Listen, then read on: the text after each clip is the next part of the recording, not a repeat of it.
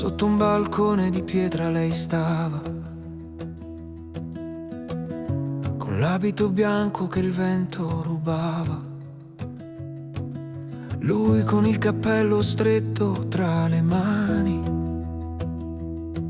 cercava il coraggio che sfugge ai più grandi. I lampioni accendevano sogni e silenzi e il mondo sembrava più lento e più denso. E si cercavano tra le vie del tempo, come due note dentro lo stesso vento. Un amore scritto sopra il cielo a mano, che non si perde anche se va lontano. Il respiro della notte chiara,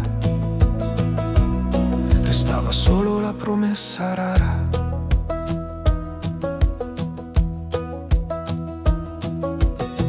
Camminavan piano lungo il fiume d'argento,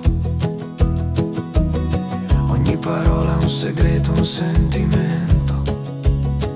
Lei rideva lieve come un suono di sera, lui temeva il giorno che porta la guerra. Ma il cuore batteva forte senza chiedere, perché chi ama non sa mai difendersi.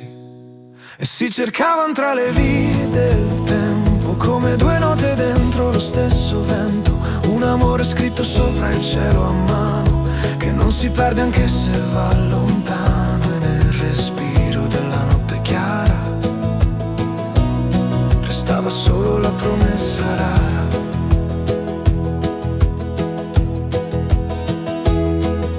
E gli anni passarono con passo leggero, ma quel sentimento restò prigioniero di un bacio rubato sotto un cielo antico, di un torno presto che non ebbe un seguito.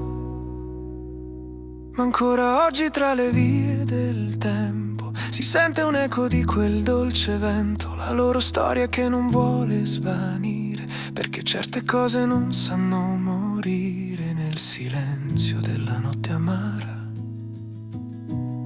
vive l'amore di una vita rara.